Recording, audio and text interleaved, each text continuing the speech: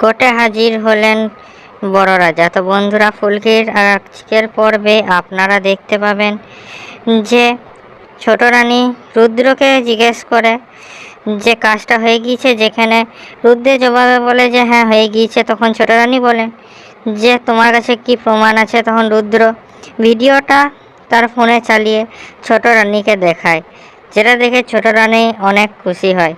পরের দিন কোর্টে ছোট রানী হাজির হন, যেখানে ছোট রানী তার উকিলকে বলে যে সামনের পক্ষের লোকেরা এখন অবধি আসেনি, তারা কখন আসবে? আমার সময়ের অনেক দাম আছে। তখন তার উকিল বলে যে এখনও সময় আছে। অন্যদিকে ছোট রাজা মনে মনে ভাবতে থাকে যে আশা করি কিছু করে দেয়নি তো, কারণ কি এখন অবধিও ফুলকি আর দাদা কোর্টে হাজির হয়নি।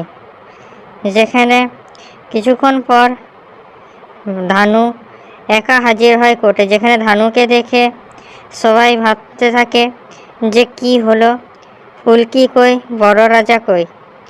যেখানে কোর্টে জজ সাহেব এলে ধানু জজ সাহেবকে বলেন কাল রাতে বড় রাজার ঘরে আগুন লাগিয়ে দেওয়া হয়েছিল, তার জন্য এখন অবধিও তারা এসে পৌঁছতে পারেনি এবং এই তদন্তের জন্যে বড়বাবু কাজ করছেন। যেখানে কোর্টে বড়বাবু হাজির হয়ে বলেন যে সব পুড়ে ছাই হয়ে গিয়েছে, বড় রাজা মারা গিয়েছেন।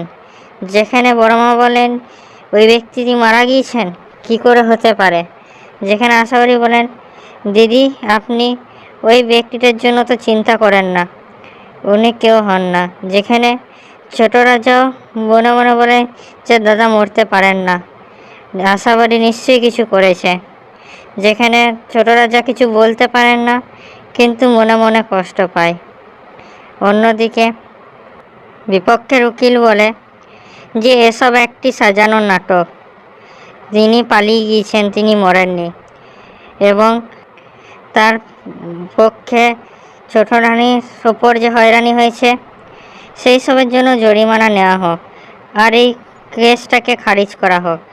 যেখানে জজ সাহেব তাদের পক্ষে রায় দিতে গেলে ধানু কিছু বলতে পারে না, কিন্তু তখনই ফুলকি সেখানে চলে আসে এবং জজ সাহেবকে থামিয়ে বলেন যে বড় রাজা বেঁচে আছে।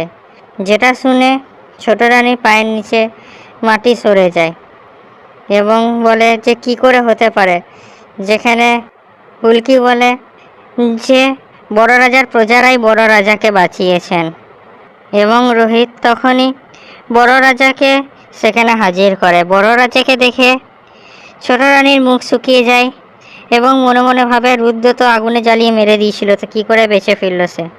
জজ সাহেব 10 মিনিটের টি ব্রেক নিলে ধানু ফুলকিকে জিজ্ঞেস করে যে বড় রাজা তো মারা যাওয়ার খবর পেলাম, তাহলে তিনি কি করে বাঁচলেন? যেখানে ফুলকি বলে যে আমরা জানতাম যে বাবার সঙ্গে এরকম কিছু হবে, তাই বাবাকে আগেই সেই ঘর থেকে সরিয়ে দিয়ে অফিসার ম্যাডামের বাড়িতে রেখেছিলাম এবং বাবা সেখানেই সারা রাত ছিল, ওই জন্যই বেঁচে গিয়েছিল।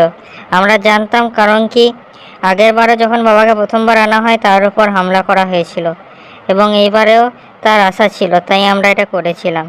যেখানে কোর্টের শুনানি আবার শুরু হলে বড় রাজা কটগড়ায় দাঁড়ান, কিন্তু কোনো জবাব দিতে পারেন না। যেখানে ফুলকি বলেন 20 বছর ধরে বাবা ঘরে ছিলেন না এবং তার স্মৃতিশক্তি চলে গিয়েছে, তিনি একজন সাধকের জীবন কাটছিলেন, তার স্মৃতিশক্তি আসার জন্য কিছু সময়ের দরকার। যেখানে বিপক্ষের উকিল বলে এসব মিথ্যে কথা, এগুলো সব সম্পত্তি হরবে নেওয়ার জন্য করা হচ্ছে। ধানু বলে যে বড় রাজাকে মারার চেষ্টা করা হয়েছিল, যেটা করেছিলেন ছোট রানী। যেখানে বলেন আপনার কাছে কোনো সবুত আছে? যেখানে ধানু বলে যে এখন নেই, কিন্তু খুব শীঘ্রই আমরা সব কিছু বার করে নেব। যেখানে কোর্ট থেকে 2 দিন পরকার শুনানির রায় দেওয়া হয়। যেখানে রোহিত ফুলকিকে বলে যে এবার আমাদের জোরদার সবুত জোগাড় করতে হবে, আর যেটার জন্য সব থেকে আগে আমাদের করতে হবে আমার আর বাবার ডিএনএ টেস্ট। ডিএনএ টেস্টেই প্রুফ হয়ে যাবে যে ইনি হচ্ছেন বড় রাজা। তো কী লাগছে বন্ধুরা, পরের শুনানিতে কি বড় রাজা আসল সেটা প্রুভ হয়ে যাবে? ছোট রানী কি ধরা পড়বে? বলুন আমাদের কমেন্টে। আমাদের ভিডিওটা লাইক করুন আর আমাদের চ্যানেলটা সাবস্ক্রাইব করুন এরকম আরও আপডেটসের জন্যে।